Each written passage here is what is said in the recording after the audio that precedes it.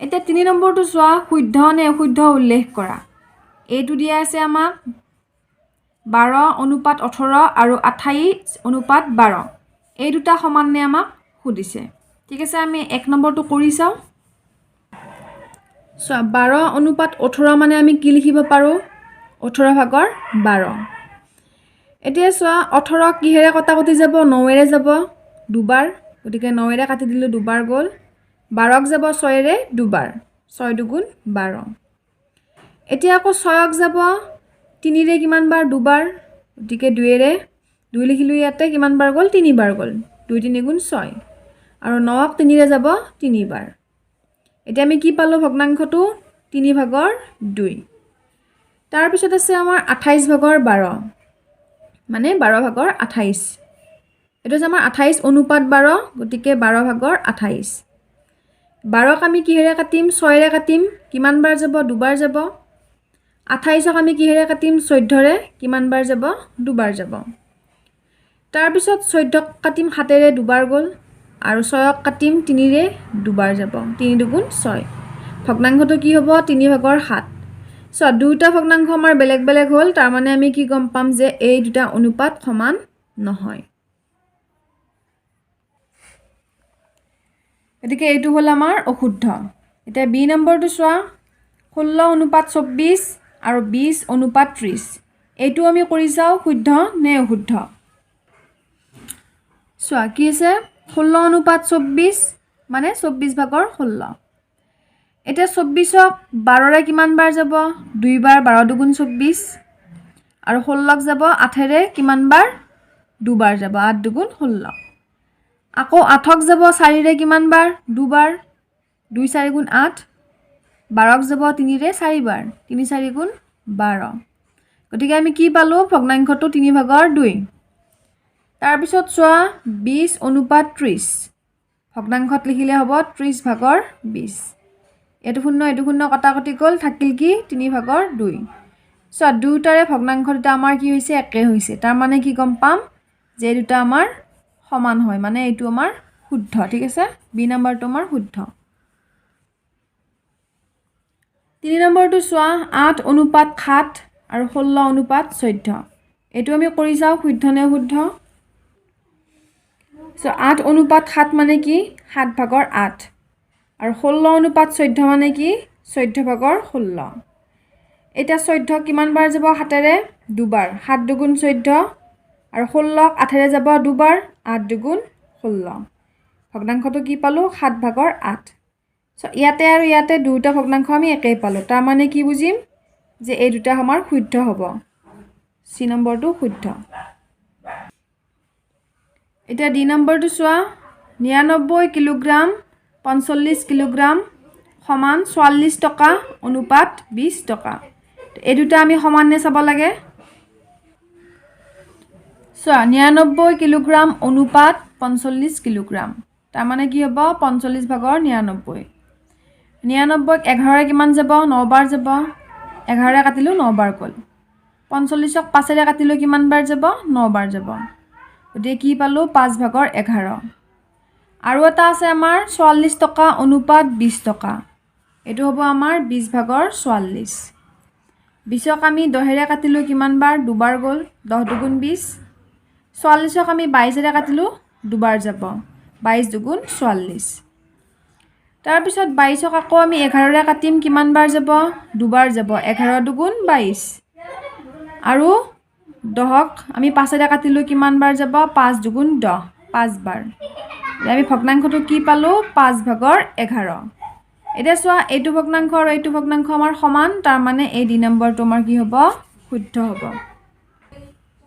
so এতিয়া ই আৰু F নম্বৰটো মই কৰি দিয়া নাই আগৰ কেইটা যেনেকৈ কৰি দিছো ঠিক তেনেদৰে এই দুটা তোমালোকে কৰিবা ঠিক আছে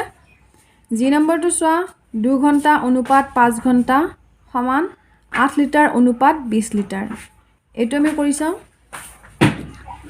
সো 2 ঘণ্টা অনুপাত 5 ঘণ্টা মানে কি আমাৰ 5/2 এইটো আমি কটাকটি কৰিব নোৱাৰো গতিকে এইটো ভগ্নাংশ আমাৰ এনেকৈ থাকিব তাৰ পিছত 8 লিটাৰ আৰু 20 লিটাৰ এটো আমি কি লিখিব পাৰো 20/8 20ক কিমান বাৰ যাব 10 ৰে দুবাৰ যাব 10 দুগুণ 20 8ক 4ৰে কিমান বাৰ যাব দুবাৰ যাব 4 দুগুণ 8 এতিয়া আকৌ 4ক 2ৰে যাব দুবাৰ 2 দুগুণ 4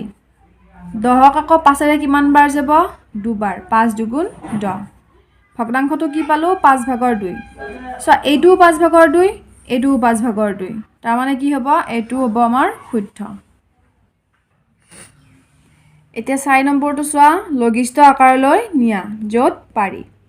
আমি 1 নম্বৰটো কৰি চাও এতিয়া চোৱা কি আছে 500 অনুপাত 50 এইটো আমি কেনেকৈ লিখিব পাৰিম ভগ্নাংশত 50 ভাগৰ 500 সো যেটো আমাক লঘিষ্ঠ আকাৰ কৰিব দিছে আমি যিমান পাৰো সিমান সৰু কৰিব লাগিব এইটো শূন্য কটাকটি গল 5ৰে 50ক কিমান বাৰ যাব 10 বাৰ যাব গতিকে ওপৰত থাকিল 10 তলত থাকিব আমাৰ কি একো নাই মানে আমাৰ এটা 1 থাকিব গতিকে কি হ'ব তলত হ'ব 1 ওপৰত হ'ব 10 এইটো আমি অনুপাতত লিখিলে লিখিম 10 অনুপাত 1 এইটো আমাৰ লঘিষ্ঠ আকাৰ তাৰ পিছত 2 নম্বৰটো চোৱা কি আছে 50 অনুপাত 500 এইটো আমি লঘিষ্ঠ আকাৰলৈ নি চাম তাৰ পিছত চোৱা এইটো আমি কেনেকৈ লিখিব পাৰিম 500 ভাগৰ 50 ইয়াৰে এটা শূন্য কটাকটি গল ইয়াৰে চোৱা ইয়াতে 50 আছে ইয়াতে আমাৰ 5 আছে ইয়াতে 50 আছে 5ৰে আমি 50ক কিমান বাৰ কাটিব পাৰিম 10 বাৰ 5 10 গুণ 50 ওপৰত আমাৰ কি থাকিব এটা 1 কি পালো ভগ্নাংশটো 10 ভাগৰ 1 এইটো আমি অনুপাতত লিখিব পাৰিম 1 অনুপাত 10 সো 3 নম্বৰটো মই কৰি দিয়া নাই এইটো 2 নম্বৰ দি আছে এইটো হল 3 নম্বৰ ঠিক আছে এইটো কৰি দিয়া নাই এইটো তোমালোকে কৰিবা প্ৰথমে 10 স্কয়াৰ মানে কি হ'ব দুটা 10 পূৰণ হেটো 10 10 গুণ কিমান হ'ব 100 আকৌ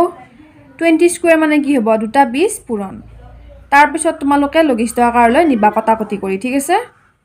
4 নম্বৰটো চাও 5 অনুপাত 17 এটো চোৱা 5 অনুপাত 17 এটো কি হ'ব ভগ্নাংশত 17 ভাগৰ 5 ইয়াতে আমাৰ কটাকটি না যায় গতিকে আমি কি কৰিব পাৰো ইয়াতে ইয়াক আমি লঘিষ্ঠ আকাৰলৈ নিব নোৱাৰো এটা 5 নম্বৰটো আৰু 6 নম্বৰটো মই দিয়া নাই চোৱা বাকি কিটা যেনেকৈ কৰিছো ঠিক তেনেদৰে পাতি তোমালোকে লঘিষ্ঠ আকাৰলৈ নিবা কটাকটি কৰি ঠিক আছে আৰু যদি কটাকটি না যায় তেতিয়া হলে লিখি দিবা যে লঘিষ্ঠ আকাৰলৈ নিব নোৱাৰি এতিয়া আমি 5 নম্বৰটো চাও তলৰ অনুপাতৰ প্ৰত্যেকৰে তিনিটাকৈ সমতুল্য অনুপাত উলিওৱা 1 নম্বৰটো আমি কৰি চাও কি আছে 500 অনুপাত 50 তাৰ মানে 50 ভাগৰ 500 যেটো আমাক সমতুল্য অনুপাত কৈছে গতিকে আমি প্ৰথমে আমি 2 পূৰণ কৰিম হৰৰ লগত আৰু হৰৰ লগত যেটো 2 পূৰণ কৰিছো লবটোৰ লগত আমি 2 পূৰণ কৰিম 50 দুগুণ কি হ'ব 100 500 লগত 2 পূৰণ কৰিলে 1000 গতিকে অনুপাতটো আমাৰ কি হ'ব 1000 অনুপাত 100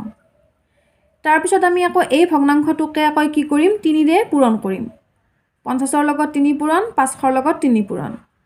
50ৰ লগত 3 পূৰণ কৰিলে কি হ'ব 150 500ৰ লগত 3 পূৰণ কৰিলে কি হ'ব 1500 অনুপাতটো কি হ'ব 1500 অনুপাত 150 তাৰ পিছত আকৌ আমি কি কৰিম এইবাৰ এই ভগ্নাংশটোৰ লগত 4 পূৰণ কৰিম হৰ আৰু লব দুটাকে আমি 4 ৰে পূৰণ কৰিম 50ৰ লগত 4 পূৰণ কৰিলে 200 500ৰ লগত 4 পূৰণ কৰিলে 2000 অনুপাত হ'ব আমাৰ 2000 অনুপাত 200 এতিয়া 2 নম্বৰটো চোৱা 50 অনুপাত 500 এইটো আমি 1 নম্বৰটো নিচিনাকৈ কৰিম চোৱা এতিয়া কি আছে 50 অনুপাত 500 তাৰ মানে 500 ভাগৰ 50 এতিয়া আমি 500ৰ লগতো 2 পূৰণ কৰিম 50ৰ লগতো আমি 2 পূৰণ কৰিম যেহেতু আমাক তিনিটাকৈ সমতুল্য ভগ্নাংশ আমাক উলিয়াব দিছে ঠিক আছে 500ৰ লগত 2 পূৰণ কৰিলে কি হ'ব 1000 50ৰ লগত 2 পূৰণ কৰিলে 100 তাৰ মানে 100 অনুপাত 1000 তাৰ পিছত আকৌ 500 লগত 3 পূৰণ কৰিম 50ৰ লগতো 3 পূৰণ কৰিম 500ৰ লগত 3 পূৰণ কৰিলে কি হ'ব আমাৰ 1500 আৰু 50ৰ লগত 3 পূৰণ কৰিলে 75 অনুপাতটো হ'ব 75 অনুপাত 1500 তাৰ পিছত আছে 500 আৰু 500 ভাগৰ 50ৰ লগত আমি কি কৰিম 4 পূৰণ কৰিম দুটাৰ লগতে 500ৰ লগত 4 পূৰণ কৰিলে 2000 50ৰ লগত 4 পূৰণ কৰিলে 200 কি হ'ব 200 অনুপাত 2000 এটো হ'ব আনসাৰটো ঠিক আছে